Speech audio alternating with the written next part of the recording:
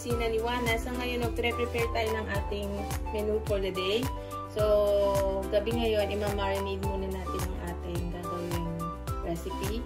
So, meron tayo dito native na bawang. So, 2 piraso yung buong bawang. So, native to.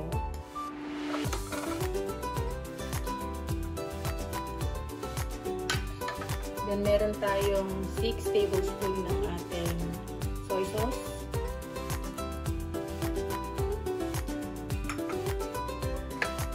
1 cup ng pure pineapple juice.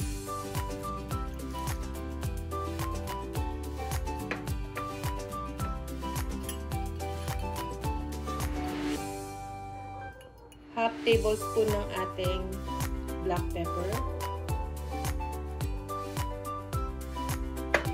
So, haluin lang natin to.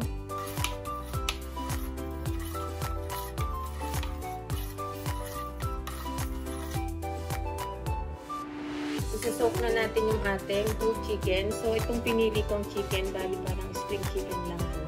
Ima-marinate natin for the whole night. So, bukas babalikan natin para sa ating paborito. So, ganyan lang siya.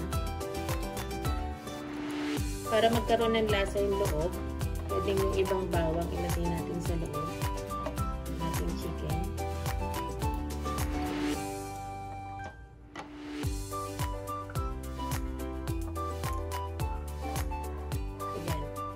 Bukas, pag nababad na natin yung ating chicken, pwede na natin lutuin. So guys, ito na yung ating marinated na chicken. Whole chicken siya. So tatanggalin na natin sa ating marinated sauce.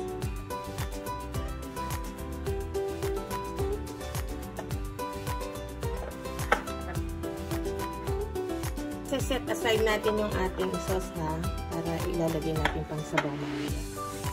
Ganyan next na gagawin natin. Lalagyan natin ng palaman.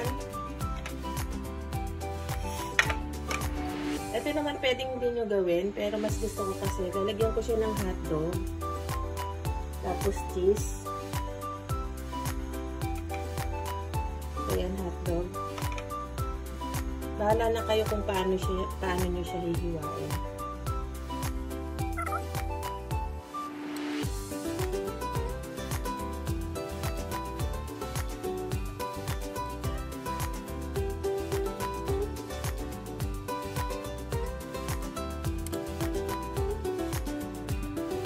Ayan guys, ready na siya para lutuin natin. So guys, sa kawali natin, lagyan natin ng mantika. Bali, gagawin natin, ipiprito muna natin ng medium brown yung ating chicken. Both sides.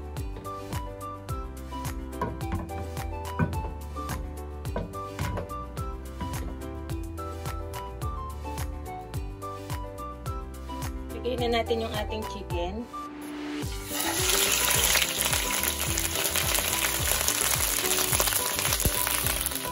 So, after 5 minutes, balik pa rin natin yung kabilang side.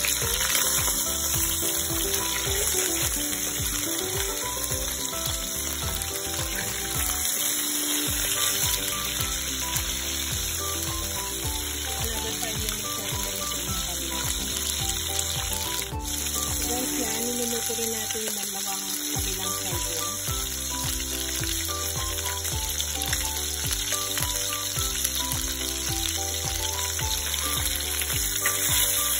Pwede na natin umpisahan yung ating pagluluto. So, bali bilib muna natin yung ating chicken.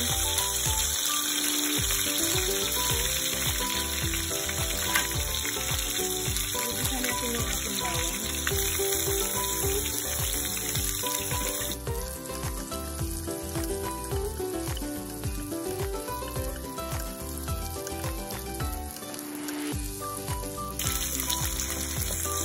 Balik natin sa pesto ng ating chicken. So, bali din ganyan lang yung pagkaka-brown ng ating chicken. Then, yung sinaset aside natin na marinated sauce na, ilalagay na natin. So, pakukuluan natin ng mga, titingnan natin every now and then, yung kabilang side na yun. Pakukuluan natin. Hanggang lumambot. Then, balikan natin naman. Guys, after 10 minutes, balik na rin naman natin yung kabilang side pa rin, kabilang side na rin.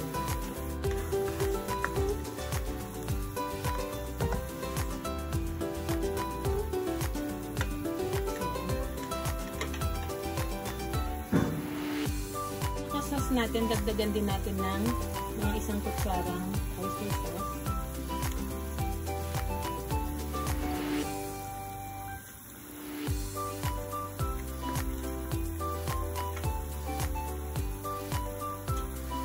Dagdagan pa natin ng 1 cup of pineapple juice.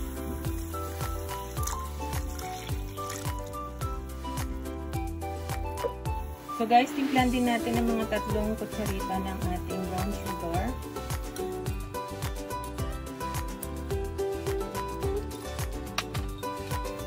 Then mga half tablespoon ng ating salt.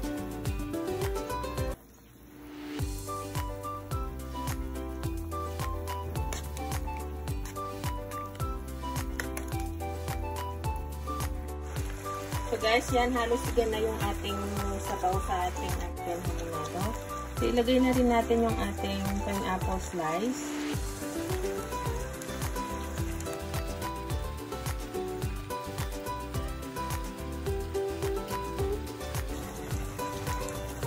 Iigahin lang natin ng konting-konti pa, then balikan natin ulit.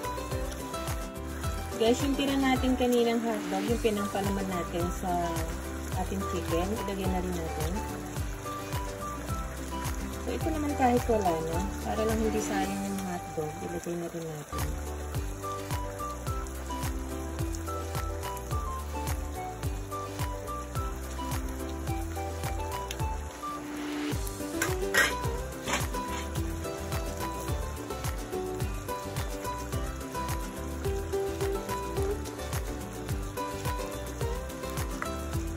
Okay, konting-konti na lang. So guys, ito, luto na yung ating chicken hamonado. Pwede na natin hamurin. Sa lahat ng aking mga subscribers, thank you very much for watching my video. So sana ba kayo magsasawa na manood. So marami na akong na-upload doon. Hanapin nyo lang sa YouTube, Kusina ni Juana. Thank you! So guys, ito na yung aking version ng whole chicken hamonado. So yan, makikita nyo. Malasang malasa. Yum, yum, yum. Till next video. Bye!